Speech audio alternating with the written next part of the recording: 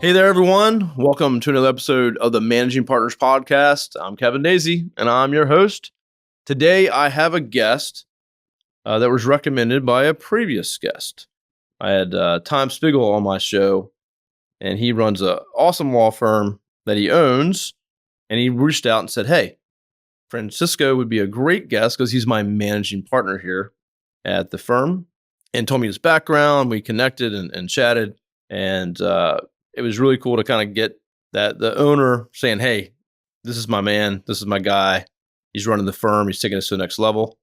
And hearing his background experience, wanted to kind of bring that to the table today. And so we're going to be talking about expansion to multi-state and multi-office and adding new practice areas. So kind of cover a lot of cool things as your firms grow and experience different things and want to keep growing. Kind of learn from them today and what they've done and how they're doing it. So, Francisco, welcome to the show. Thank you so much for having me, Kevin. I really appreciate you taking the time out to chat with me, and appreciate Tom's recommendation to connect us. Yeah. Well, I mean, when I heard, I had Tom on a couple of years back. I was just impressed by how he ran his firm and some of the things he put in place. Like C-level suite and stuff like that. I was just like, okay, this is different. At the time, it was a difference for me talking to a lot of law firms. So I thought that was unique. So I'm glad he recommended you and have you on the show today. So I guess first off, like I always do, is introduce yourself and tell us your background, your story, and then we'll kick over to some of the other topics. Yeah, absolutely. And yeah, kudos to Tom. Yeah, I agree. He runs his firm in a way that I've never seen, just sort of going through the ranks, working in government and in, mid-sized firms and traditional structures. Tom's way was very different. And, when I first came in, and so it's really opened my eyes to how there is no set approach there. You don't have to be cookie cutter in order to run a successful firm. But we can certainly get into more of that later. Sure. So some of my background is, after I graduated from law school, I worked at the Kings County District Attorney's Office in New York. Throughout my time there, sort of started prosecuting misdemeanors, ended up prosecuting just general gang prosecution, homicide, conspiracy cases. That was, it's great for cocktail hour, but, fortunately and unfortunately, my career ended about almost 4 years in because there was a death threat on me after I took down a gang. So, yeah, it was a sort of eye-opening moment for, an attorney that you don't expect to be involved in that sort of light. And, that sort of pivoted my eyes towards civil litigation, and from there went in and started working in commercial litigation. Dabbled in some defense work because I thought it was an area of law that was vacant in my resume, and so I did some med mal defense, which was incredibly interesting, very voluminous in documents. And then from that point on, I connected with Tom, and we really have made together, also with our CEO, Brian Fermagas, just taking great strides and taking this firm to new levels in a very unorthodox way. And so it's been really great and exciting. And, we're in the middle of explosive growth. Well, that's exciting. That's what we want to hear about. We want to hear about the growth and the Great. planning and all the cool stuff that goes along with it. So appreciate the background. So, when we were chatting backstage before recording this, you're traveling, you're going to check out new locations. You got a new office that you're opening in Maryland, I believe. So yeah, let's just talk about, what point where it's like, hey, let's expand, let's open another office. And you told me about another state and stuff like that. So kind of, what's that kind of come from where you're like, okay, we're at this certain point here where we're located to let's expand out. What kind of triggered that, I guess? Yeah, that's a great question. And if you would have asked me that, a couple of years ago, my answer would have been completely different. I think one of the things that we noticed was how COVID changed the landscape and how you approach businesses. And I think one of the big fears of expansion is overcommitting yourself to a long-term lease. You can see how many Hmm. vacancies there are, and then the commitment of a 3, 5, 10-year lease is daunting for any business, because you have to consider that financially approaching expansion. And so I think that alone has made a big change in we've always had aspirations to do that. We've discussed a ton of locations, and I can share with you some of how we came to Maryland, and then Texas is sort of what we have in our crosshairs, and I can chat about how that even came about. But it really is being able to remain flexible, and I think that's sort of been our secret sauce, and being able to move and adjust with the market. And I think that's a credit to the type of growth we've had in the last 3 years. I mean, we've seen 30, 34%, 38% growth each year. Oh, that's And, awesome. it's awesome, but it's exhausting. And so, I think we've probably experienced some level of that. And I'm hoping that everyone can. It's exhilarating, it's exhausting, but you learn a lot, and it's sort of the trial by fire approach. But so we are opening an office in Annapolis, Maryland, next Monday. Actually, July 1 is our inauguration, and we're really excited to be there because we've always accepted cases. We're primarily based in Alexandria, Virginia, I was which going to is say, right. let's talk about where you're based first. I Sure. Yeah. don't think No, we got that part out of the way. So, happy to start there. So, Alexandria, Virginia, we've been in this current space for a few years now. It was a total build out. It's a very nice space. They did a great job there. And, we were looking at, well, we're based in Virginia. We receive clients from DC just based on proximity, and Maryland, of course. It's amazing. 15 minutes and you're in 3 different areas. yeah. But we really, I think the advent of Google and how their Google My Business works, and the radius from your home office and the reach you have, uh, has really changed also strategy. And we found that if we really want to serve the Maryland market, we want to do so by having a physical office there. And, we made a decision, it's been months in the making, and here we are. So now it's been, we take a very organic approach, organic networking. Of course, we get involved in SEO, and then, from the Google end, social media marketing is also, we place some emphasis there. But Yeah. that's what got us to this point. You're spot on. Obviously we do SEO and the business listings, Google listings, or the Google business profile, massive part of that strategy now, especially now where, I'll talk to firms that are like, yeah, we want to just, we're in Atlanta, but now we want to market on the opposite side of the state. Okay, well, you don't have a presence there. So just understanding the challenges with just wanting to be there. Like, the content is not going to carry all the weight for you. If you don't have a presence there, a location, there's not as much trust with Google, and they're not going to show your listing all the way in Atlanta if they're all the other side of the state. So it's definitely has to be part of the approach now, is to have a physical address. It doesn't have to be some big fancy office downtown with 10,000 square feet, but a physical address that Google will accept, and it can't be like some co-working space maybe that Google won't allow. So but you're spot on.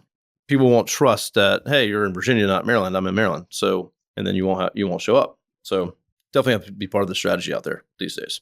Yeah, that's so true. And even, the warm referral, reaching out to colleagues, they, and understandably so, you're not going to recommend an attorney that you're going to travel 30 miles for, 40 miles for.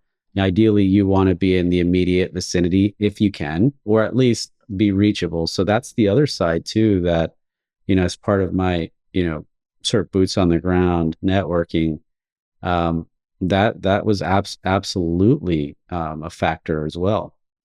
Yeah, no, people like, with this day and age of technology and AI and video calls all day, it's just they prefer if you're nearby, and they'll choose that over someone that's far away, unless it's for like expertise. I've always said that. So I've been in digital marketing agencies forever, and we used to be a local agency, and we would win work because we're local, we're down the street, and I would use that to my advantage every time.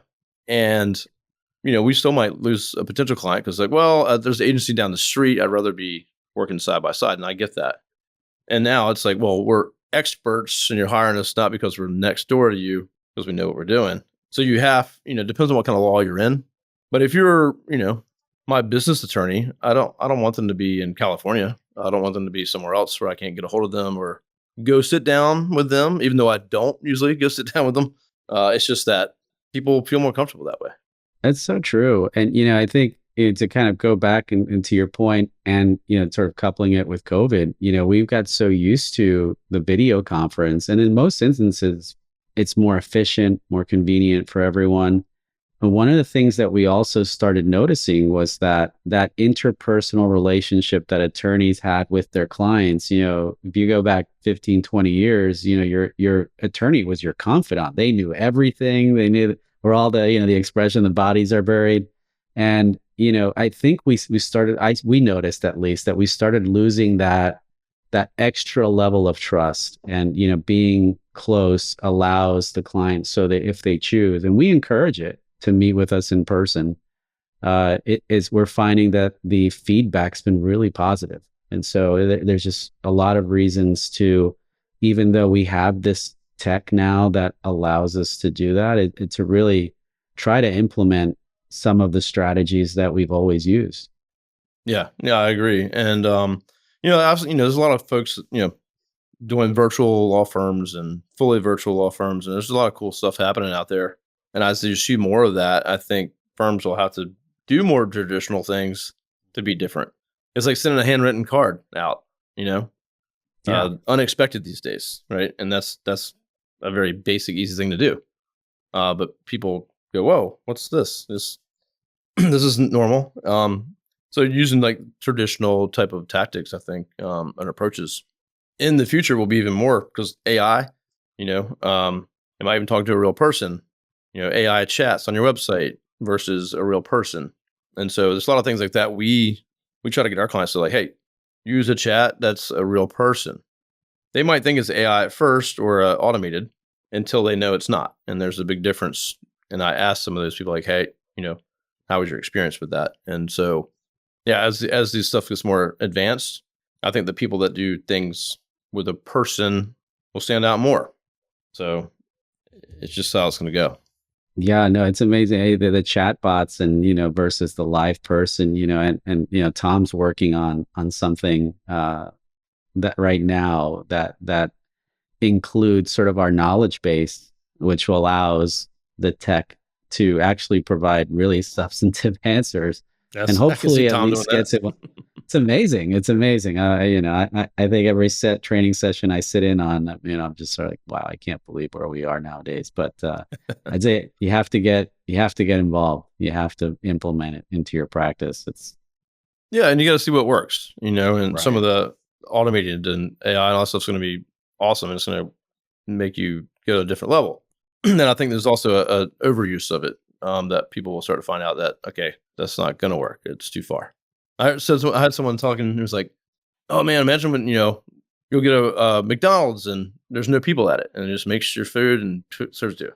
And they're like, and everyone that works in restaurants is going to be completely out of work. And I was like, no. You may be at McDonald's, but if me and you were like, hey, let's go grab a great Italian dinner. Right. You're not going to go to a restaurant with no people at it making your food. It's just never going to happen. That's right. I'm not there to just get the food. I want the whole experience. So it's just not going to replace certain things, right? If it's a fast food meal, sure, I don't really care. So I think there's a emphasis on that. Oh, it's going to replace all those things. I just don't think that's possible. And I think the places that stand out are the ones that are legit and have people and have those experiences, because people will almost push against the fully automated type stuff at some point.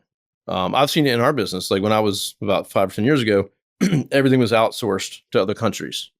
People still do that. But I had people come to me going, Kevin, I'm using you because you're local, and everyone else is using other other countries to do all the work, Sure. and I can't understand them. I can't get a hold of them. Like, and so we had this push to like offshore everything, and then it came right back, and then everyone's like, "Hey, we do it here," and like that was the new cool thing. So I think you'll see kind of that same kind of maybe shift of let's automate everything AI, and then it's going to be like I want real again. You know what I mean? Yeah. Oh, I agree. I think you're spot on with that. Absolutely. That is the future. I predicted it right here on the Yeah, podcast. thanks, Joe. Yeah, we're recording, right? Yeah. So anyway, that's just what I think. But so let's talk about so Alexandria, Virginia, and you got DC, Maryland, Northern Virginia for everybody listening. So next year you got Maryland, and then you said your eyes are on Texas. What is kind of the thought process for like? I mean, Maryland I think makes sense because you said it's you're already getting leads from there and referrals. But how do you choose? Okay, let's go to a whole other state. What's kind of running that or triggering that whole process? Sure, sure. I remember the day it happened. We were, in a management meeting, and we have this roundtable weekly. We check in, all departments, and we started discussing where our hits were coming from across the country. And so you're thinking, well, what do you mean outside of the DMV area? Yeah, oh yeah. So number one, where we didn't market at all, California. Number two, New York. Number three, Texas. Oh. Virginia coming in at number four, which is where we invest most of our marketing budget. So it was really eye-opening in the sense that, well, is there need? Why is that happening? Arguably California, you can say, we're a labor and employment firm, and, the laws there are very strong for employees. That's who we predominantly represent. Just we're completely employee based. But, New York was interesting. You think, well, maybe just population, commerce, maybe, you're guessing, right? Yeah. But Texas is a very pro-employer state. And it's interesting that there was so much traffic from there. And so we just sort of kept digging, we're very much into the data. We kept digging, and we found that maybe it's a need issue. And, I'm going on my second trip to Texas mid-July, but during my first, I eyes wide open, it was completely a need, and there weren't a lot of firms that did what we specialize in, not just labor and employment, but really finding that niche of employee-based labor and employment. And that, when I met with attorneys in Dallas, they said, we didn't have anyone. We're not sure that anyone does it. And so that's sort of like what you want to hear when you're looking at going into a new market. And so, that's really, it was the data. It was following what, your traffic for your website and going from there. That was point one. And that's so interesting. Very much so. Yeah. I mean, that's a good point. Everyone listening, like you look at your analytics and your data and, where you're getting your traffic from, what states, what areas, or if you're just in your state, like what cities, what towns, to kind of find those hotspots. That makes a lot of sense. And it's interesting too. I mean, so you're saying in Texas might have a lot of employment or labor firms that are representing the companies. There's a shortage of representation for the employees. And where I can see California and New York being saturated with those two. Absolutely. Yeah. So that makes sense. Yeah. So you didn't go with the highest one or the second highest, the third highest. Oh, wait a minute. This makes more sense. That's a pretty cool, interesting way you broke that down. So yeah. Cool. And one of the things, that while I was there, I find a lot of movement. Again, I think this is a post-COVID reaction of a lot of corporations. When I was there, I realized Toyota moved. Goldman Sachs was moving. They're due to land in Q4. And so now you've got all these corporations coming in to these no income tax states, and setting a flag there. And so you get a lot of those high level professionals who are, your target audience. I think that's like the big part, is identifying who your target clients would be, and then looking for them that way. That was a very helpful marker for us too. Well, yeah. So now you have looking at what's coming down the pike, right? Like you got new potential coming, and so you're stacking up all the things. Like, okay, this is stacking up in our favor. It's looking even better, and now you can take that next step, travel, and before you just make a rash decision to say, oh, I think we could do good in Texas randomly, and or like I said, I was hearing a story at a conference I was at in Chicago where I used Georgia as my example earlier. This firm had done very, very well in a part of Georgia. And instead of just expanding out like you're doing in Maryland, right across the line, they went to the other side of Georgia thinking they could just close the gap. And that didn't work out well at all. Because no one out that part of Georgia had a clue who they were. They had no address. They had no presence. And just because they did well in one city didn't mean the whole state recognized who they were. So the strategy didn't work out very well in their case. But you're looking at the needs there. You're doing the research. You're taking your time, and you're going to pull the trigger when it makes sense. So, Yeah, no, I appreciate that. Yeah, it's we do move around, but we're always, I sort of planted in the data. We sort of live and die by it. But it's served us well in different ways, and I think that's one of the things that all firms, if they don't already, and when I meet with solo practitioners, it's time, right? I don't have the time to crunch the data or look into it, and I get it. It's a lot. It's difficult to wear so many hats, and sort of that leap of faith to find people, quality people, to do the work that you're doing. And then maybe, you sort of push together towards that common goal. yeah, well, I think, for the smaller solos or even like an attorney or two, that's the most difficult place to be because you're still wearing a lot of hats. You're still doing the work. And then yet, we're telling them, you got to do these things and look at the data and, focus on your core values and your culture. And so there's all these things that you're trying to do, and you can't do them all at once. And so it's very easy to just get stuck and focus on the work instead and kind of not focus on those other areas to build. And so it's just more of a reason to grow past yourself and put trust in the people and delegate and get to a point where you have someone looking at the data and you have someone telling you, here's where we should go and making good decisions. But yeah, if you're small, it's just a tougher place to be. And, trying to find the time to do those things is just it's a harder place to be. And it's a fragile place to be, I think. Yeah, absolutely. And it's expensive. The sort of the recon mission, investing in your SEO, that's all important stuff. And you really, but of course there's a cost attached, and, trying to balance that with, your own salary, if you're paying, depending on the structure of your firm and that of your staff.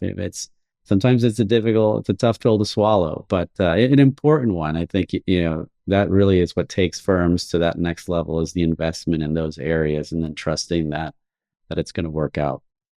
Well, yeah. And just, again, it's kind of like overstated, but looking at the data, I think as entrepreneurs, like Tom or me, we like just to do stuff and make decisions, and just because it looks fun or cool sometimes. And so, looking at the data is the opposite of that, but you need someone to help you make sense of it, or you're going to spend a lot more potentially open an office somewhere that you shouldn't have. And the work's not there, or you can't break into the marketing or whatever. So even though y'all are investing in time and money, it's probably going to save you a ton and probably kick you out. You're going to come out with a trajectory and a plan in that market versus trying to figure it out because you just kind of like randomly decided to open an office there. So, in the long run, it's going to pay for itself for sure. Absolutely. A scary proposition otherwise, I think. But as entrepreneurs, you like to just randomly do stuff sometimes and that's right. And get in trouble or break stuff. It's just part of the way we got to roll. But that's right. You got to break a few dishes along the way. I'm sure Tom's done plenty of that. So yeah, he's I think Tom's one of his best qualities is just his relentless. He doesn't give up. And that's what kind of why he is where he is today. Sure. He just didn't give up. That's good. I love it. Yeah. I love it. Well, I appreciate you sharing kind of, your all thought process and kind of where you're at and where you're going. You did mention is your other practice areas. So is what's new there? Is other areas that you're breaking into?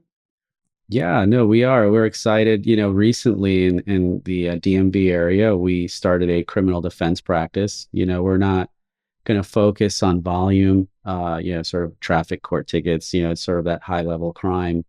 I have a former prosecutor. Tom's a former prosecutor. One of our senior attorneys, a former prosecutor.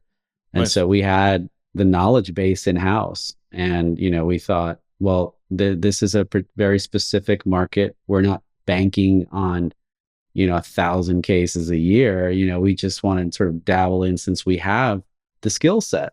Yeah. And, again, it's sort of one of those things where, you're in Texas and no, I heard from 2 or 3 separate attorneys. Yeah, we call firms in Austin or we call them in New York to take on these types of cases. Again, so really getting out there and finding out what need is, and of course not overextending yourself into an area that you're just not comfortable in is important. But we're really excited about that in this area. And so that's very new. Well, yeah, so you're established in Virginia there in the area you're in. So you're tacking on another practice area that you're comfortable with, you're specialized in, just as you're expanding what you can do in that market. So that makes a lot of sense. And that's how most firms start. You look at these general practice firms, they got like 20 practice areas. You're like, holy smokes. But when I talk with them, didn't start that way. And they grew by necessity. So all our clients ask us if we can help them with this. And then they just become that advisor, that person that can help them with many things. And there's usually a method to it all. So it makes sense. Like I have immigration attorneys that also do estate planning and they do divorce. And it's like, well, I help someone with immigration problem. Then they come to me with financial questions. And then, they have a divorce or a problem. And then, so it's just stack. And they're just trying to help their client, and they grew from necessity at that point. So yeah, that's great. Absolutely. Yeah. So what tip would you have for a solo out there, someone small looking to start their own firm or go out on their own, or maybe they just started? We got a lot of listeners that, they've started in the last year or so and they're trying to figure it all out. Any tip you'd give them? I would say to be very intentional in everything you do. You can't halfway any of your meetings, your calls. I would not set contacts or invite someone to lunch or coffee or an after work drink if I wasn't ready to offer them something in exchange. I think it's not ideal when you go and you ask for referrals or you try to make that, it becomes very obvious. And I think your message gets lost. But get to know the person, do your homework before you go. You have your recon missions, do not go unprepared, and then be ready to offer them something of real value so that they actually walk away from it and think, oh, I may refer him a case or her a case. And I think that has always served me very well. And I think it doesn't cost any, it's really just time and, showing that you care about their time as well. I think that can go a long way. I love that. Everybody thinks they need more time. But what you just said was making the most use of your time and not having a meeting that you shouldn't have or that you're not prepared for or wasting their time and your time. So I think that's huge, making the best out of the time you are spending with people or canceling it if it's not necessary because you're not prepared. Give their time back. Yeah, we'll appreciate that. That's great. That's huge, right? And it's hard to cancel a meeting. You maybe feel like I've got to go. I've already made it. But, I think you have dialogue. I think transparency goes really far, not only with our clients, but also our peers. And I think we should always, it just serves you well. And I think they'll probably leaning towards that you're more genuine. And, that's the kind of people that you want to work with. That's a good point. Yeah, if you're running late or rushing around and just to show up and you're not prepared for what you were going to be there for, then take a step back and say, hey, can we push this? I'm running late, or I'm not gonna have the time I thought I had. So that's a good point. I like that. So all right, great tips. I appreciate it. What's the best way for folks to reach out and connect with you? You can reach us, if you go on spigglelaw.com, Spiggle, LAW, you can reach out to anyone. We have phone numbers. If you want to reach out to me directly, my email address is fmundaca, FMUNDACA at spigglelaw.com.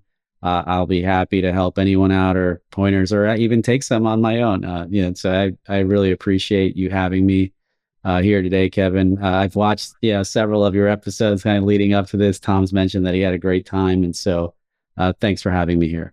No, I really appreciate it, and of course we'll tag you in all this stuff. And if anyone needs to connect with him, reach out to me too. I can do an introduction by email or by phone or whatever you like. If you got questions for him or referral opportunities, whatever you might have with him, I can connect you. So, Francisco, thank you so much. And everyone, thanks for tuning in, and we'll talk to you soon.